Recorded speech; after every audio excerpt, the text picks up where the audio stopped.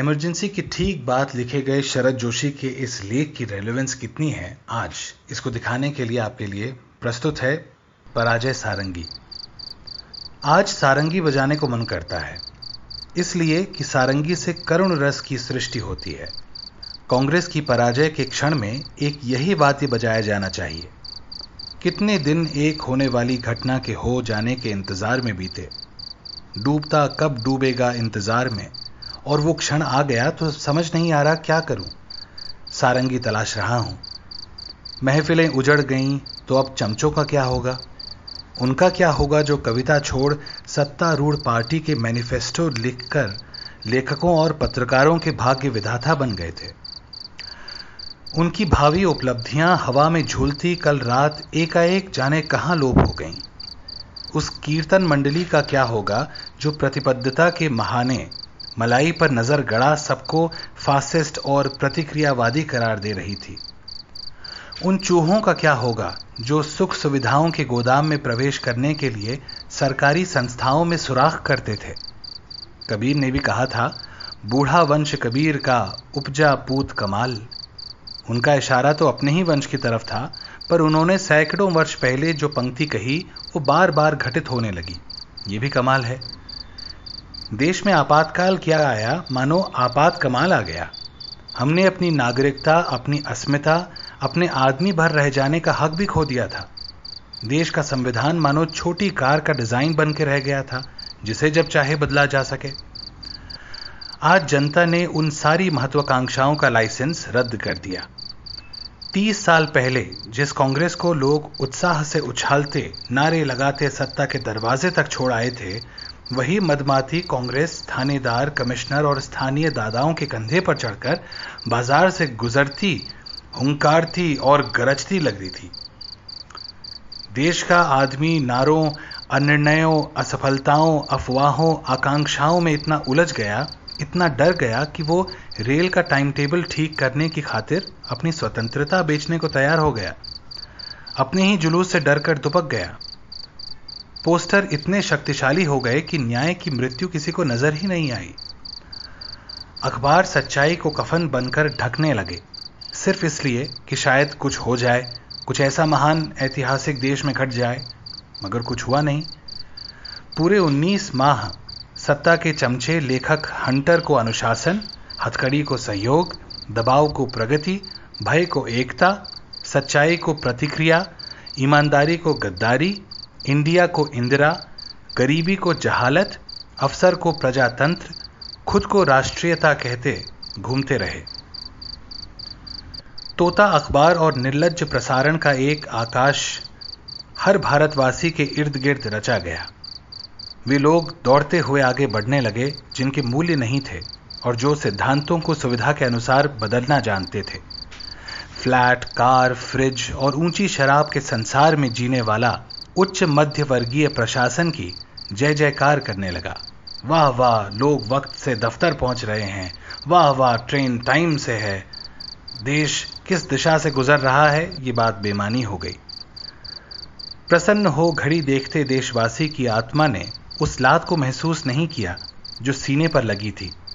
पूरे 19 माह ढोल बजता रहा, जिसमें व्यक्तिगत चीखें दबी रहीं। आकाशवाणी के पार्श्व संगीत पर लोगों द्वारा किए गए कठपुतली नृत्य को एकता, प्रगति, अनुशासन आदि नामों से विभूषित किया गया। शब्दों ने अपना अर्थ खो दिया और शब्दकोश के स्वामी अफसर हो गए। इतिहास, भविष्य दोनों पर उनका कब्जा था। हमारा मध्य प्रदेश तो अपनी जेलों के कारण देश में जाना जाने लगा। आपातकाल में एक व्यक्ति पर कहते हैं यह आरोप लगाया गया कि अरविंद शताब्दी समारोह पर अपने जिले में आयोजित कार्यक्रम में भाषण देते हुए उसने कहा था कि हमें अरविंद के बताए मार्गों पर चलना चाहिए। इस सामान्य वाक्य का जो महापुरुषों की जन्म स्थितियों पर प्रायः कहा जाता है, कुछ अफसरों ने अर्थ निकाला कि वो शख्स तब क्रांति भड़काना चाहता था क्योंकि अरविंद क्रांतिकारी थे। सत्य आप बोल नहीं सकते क्योंकि उसके केवल 2 अर्थ लिए जाते थे, भड़काना और अफवाहें फैलाना। राष्ट्र को उससे सावधान कर दिया गया था। पुराने बदले लेने की खुली छूट प्रजातंत्र के नाम पर दे दी गई थी। जब जेल में और लोगों के साथ कुछ लेखक भी ठूंसे जा रहे थे तो हमारे भोपाल में सरकार लेखकों के सम्मेलन बुला रही थी, दायित्व का प्रशिक्षण देने। कैंप लगाकर और उस बहाने रुपया बांट लालच दे लेखकों और कवियों की भावनाओं की नसबंदी की जा रही थी। झंडा चमचों के हाथ में था, नारे लग रहे थे। दिल्ली से आए कुछ कवि, कुछ समीक्षक एक आईएएस ऑफिसर के इशारे पर सरकारी नीतियों का साहित्य की शब्दावली में भाष्य कर रहे थे। जेल, गिरफ्तारी, दबाव के माहौल में स्वतंत्रता का नया अर्थ दिया जा रहा था। जब एक युवा नेता भोपाल आए तो साहित्यकार और बुद्धिजीवियों का समूह उनके दर्शनों को गया, उनसे मार्गदर्शन प्राप्त करने के लिए। उन्हें मार्गदर्शन मिला भी और वे बड़े गदगद लौटे। जिस देश में साहित्य की हजारों वर्ष की परंपरा है, वेद, गीता, कालिदास, तुलसी, कबीर, प्रेमचंद, रविंद्रनाथ, गालिब, निराला के देश का लेखक एक सरकारी अफसर के नेतृत्व में युवा नेता से साहित्य पर मार्गदर्शन लेने गया।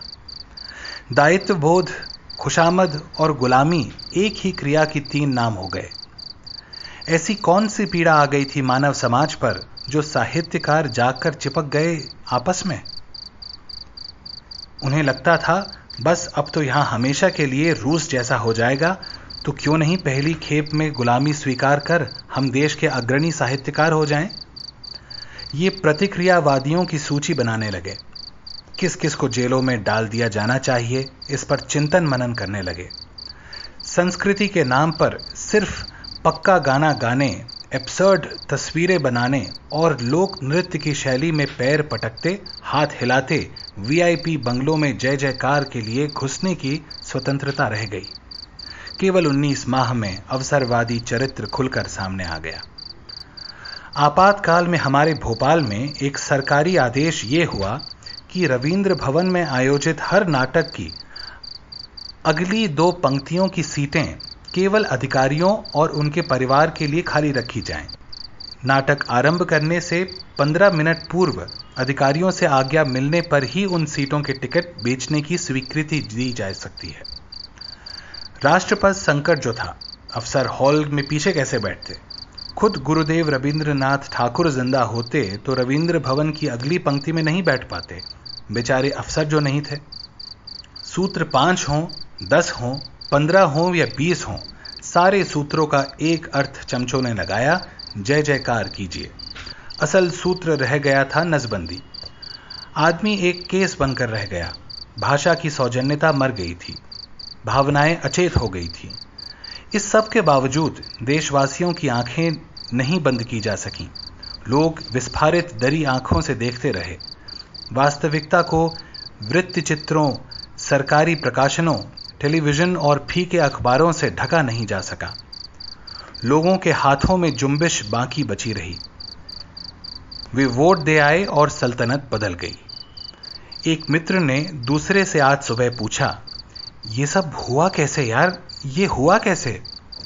दूसरे मित्र ने कहा, ये ऐसे हुआ कि लोग पोलिंग बूथ पर गए, खड़े हो गए लाइन बनाकर। उन्हें चुनावी अधिकारी ने बैलेट पेपर दिया, लोगों ने सील लगाई, पर्ची मोड़ी, बैलेट बॉक्स में डाल दी, गिनती हुई और सरकार बदल गई। यह क्रिया भारतीय जनता द्वारा स्वतंत्रता के अभिनंदन में रचित एक कविता है। बिकी आत्मा के लोग इसका अर्थ नहीं समझ पाएंगे। आज जब मैं दंभ, सस्ती आकांक्षा, निजी स्वार्थ के मिले जुले मजार पर सारंगी बजाने बैठा हूं, अब ये सारंगी की मजबूरी है कि उससे करुण रस ही निस्सरित होता है। कृपया वे लोग न पधारें जो ईमान बेचने को प्रतिबद्धता मानते हैं। वे खाली भी नहीं हैं, वे पलटी मारकर नए दौर में रंग जमाने का कोई बौद्धिक दांव तलाश रहे हैं। लगता है आत्माएं खरीदने वाले दलाल नए पद और प्रमोशन का सपना लिए लेखकों का एक और सम्मेलन बुलाने की योजना में लग जाएंगे। हमारी जीवन पद्धति का एक दोष यह है कि ऐसे दलालों चमचों को हटाने के लिए कोई बैलेट बॉक्स नहीं।